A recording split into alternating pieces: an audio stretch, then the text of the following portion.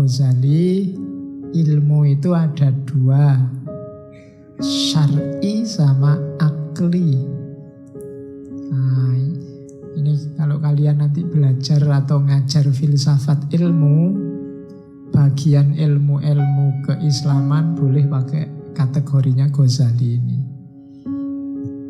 Ini belum di Ihya. Kalau di Ihya nanti ada kategori etisnya. Kategori etis itu ilmu ada yang mahmudah, ada yang madhmumah. Ada yang fardu ain, ada yang fardu kifayah. Filsafat itu fardu kifayah. Tidak perlu semua orang ngerti filsafat, nanti malah kacau.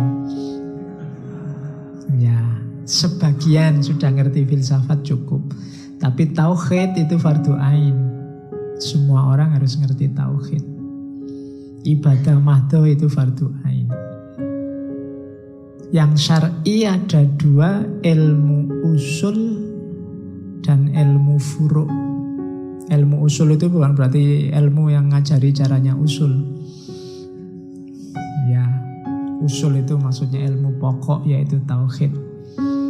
Makanya Fakultas Usuluddin itu mahasiswanya banyak usul, karena namanya usul pokok. Ya, oke. Isinya tauhid. Yang kedua ilmu furu', ilmu cabang. Di antara ilmu cabang itu ya fikih. Fikih itu termasuk haknya Allah, ibadah. Ada muamalah. Muamalah itu termasuk haknya hamba. Muamalah nanti oleh Ghazali dibagi dua.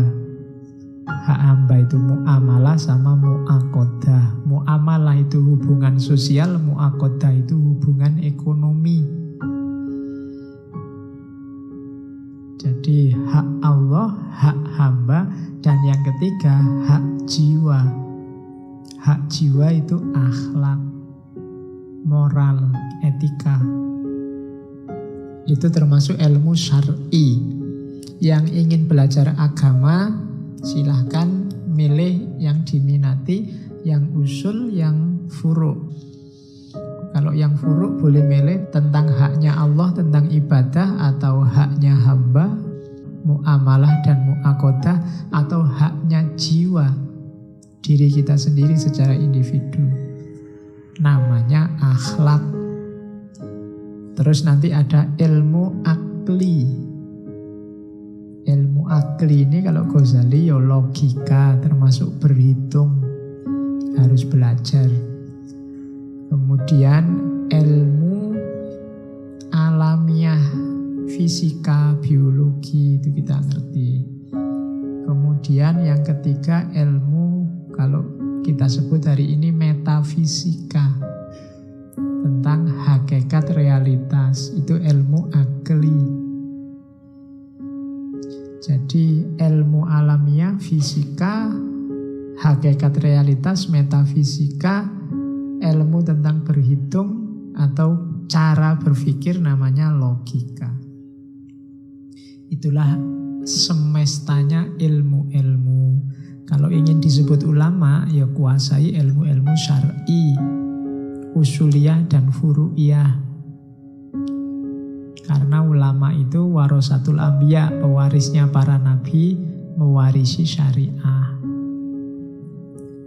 Ada juga yang akli, mungkin yang akli ini yang ulama modern, spesialis, ahli fisika, ahli matematika, ahli logika, termasuk ahli filsafat, itu ilmu akli. Jadi ada syar'i, ada akli. Kalau tentang ilmu itu. Nah, sekarang baru masuk ke laduni. Kalau di Ghazali, laduni itu berhubungan dengan proses belajar.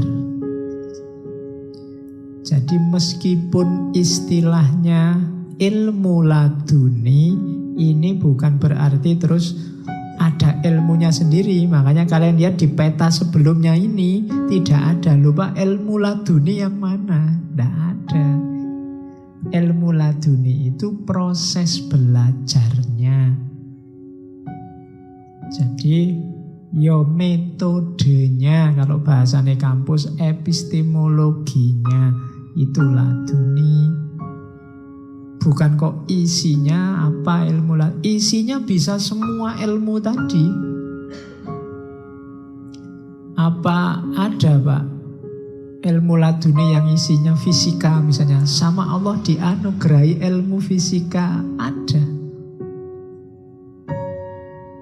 Saya tidak tahu laduni apa tidak. Zaman saya dulu di Jember ada pondok pesantren Al-Hasan. Kiainya namanya Kiai Muzammil. Beliau ini tidak pernah sekolah SD sampai kelas 4. Cuma otodidak belajar sendiri ilmu falak. Sampai kemudian bisa bikin teropong bintang sendiri. Dan sekarang jadi tempatnya mahasiswa-mahasiswa praktikum. Itu otodidak, nyari bahannya untuk bikin teropong, ya nyari di pasar-pasar, nyari cermin, nyari itu, belajar dari kamera, belajar dari itu. Cuma sampai kelas 4 SD. Kalau ada waktu ke sana. Di sana banyak dipakai praktikum mahasiswa. Jadi, ya mungkin ada bantuan dari Allah ladunia. Loh, bayangkan ilmu laduni isinya teropong bintang, itu kan luar biasa. Jadi dia proses belajarnya namanya laduni. Harusnya kalau tidak pernah sekolah formal kan tidak bisa, tapi beliau bisa. Zaman saya ke sana itu yang terbesar sudah bisa sekian ratus meter, kilometer bisa lihat planet Pluto. Zaman itu kan luar biasa, tidak sembarangan. Jadi itu proses belajar. Proses belajarnya ada dua. Kalau di Ghazali ta'allum insani sama ta'allum robbani. Kita ngaji ini ta'allum insani. Jadi model belajarnya manusia biasa. Jadi karena kita manusia biasa, ya modelnya ya biasa-biasa. Isinya berpikir, belajar normal, baca buku, mendengarkan kajian, diajari orang lain, dan seterusnya. Itu ta'allum insani. Ia dapat ilmu, dapat pengetahuan, cuma kayak tadi sifatnya tidak hakul yakin, informatif sifatnya. Beda sama ta'allum robbani. Ta'allum robbani ini dianugerahi. Kalau di Ghazali jenisnya dua, ada wahyu, ada ilham. Jadi kalau wahyu untuk para nabi, kalau ilham untuk manusia biasa seperti kita. Ya kalau ingin cepat dapat ilham, ya kalian besok kalau punya anak, nomor 1 kasih nama wahyu, nomor 2 ilham. Sudah dapat dua-duanya sekarang. Saya sudah dapat wahyu Pak dan dapat ilham. Oke. Jadi ini proses ta'allum robbani. Pengajaran dari Tuhan langsung. Jadi itu simple. Nah, cuma syaratnya jiwanya harus bersih untuk ta'allum robbani. Jiwa yang kotor, mungkin Allah melimpahkan, seandainya Allah melimpahkan pun tidak akan terbaca. Kayak kita tiap sholat berdoa ihdinas siratal mustaqim, mungkin Allah sudah ngasih hidayah, menunjukkan jalan yang lurus. Kok kamu tidak ketemu-ketemu jalan lurusnya, mungkin petunjuknya Allah tidak terbaca. Kalau dilihat betapa sayangnya Allah pada manusia, insya Allah kalau kamu membaca Fatihahnya serius, itu kamu beneran sama Allah dikasih petunjuk. Dikasih petunjuk jalan yang lurus. Kenapa tidak terbaca? Kenapa kamu masih kebingungan? Mungkin karena jiwamu gelap. Ya kayak ruangan yang gelap itu loh. Seindah apapun isinya tidak kelihatan. Maka kita butuh jiwa yang jernih, katanya Ghazali. Bahkan katanya Ghazali, jiwa yang jernih itu sudah luar biasa isinya. Sudah banyak sekali anugerah pengetahuan dari Allah. Jiwa yang tidak jernih kenapa? Jiwa yang tidak jernih karena sibuk dengan kegelapan, sibuk dengan dunia, sibuk dengan materi. Analoginya Ghazali kayak mendung yang menutupi matahari. Kalau mendung menutupi matahari itu kan bukan berarti mataharinya tidak ada. Jiwamu yang asli itu terang dan jernih, cuma tertutupi oleh dunia. Maka kita harus belajar diawali dengan menyucikan diri.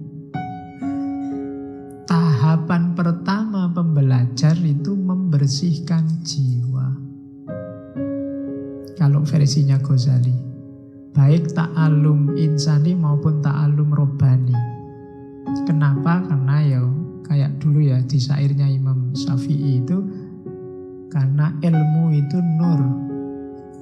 Jadi annal ilma nurun wa nurullahi la yuhdali asin. Dan cahayanya Allah tidak akan bisa jadi petunjuk bagi orang yang suka maksiat. Karena maksiat membuat hati gelap. Kalau hatimu gelap ya hidayah seperti apapun tidak akan terbaca. Bukan Allah tidak ngasih, kamu yang tidak bisa baca. Jiwamu gelap. Maka syaratnya orang belajar yang pertama membersihkan jiwa. Atau kalau jiwanya sakit karena dunia, menyembuhkannya dulu. Makanya katanya Ghazali, penting syaratnya orang belajar itu mengenali penyakit jiwanya. Jiwamu ada penyakit apa yang menggelapkan? Dikenali dulu terus diobati baru kamu belajar. Kalau tidak ya susah. Cahaya masuk. Jangan-jangan itu yang membuat kalau kamu baca bukunya paham, akalmu jalan, tapi bukunya ditutup lupa.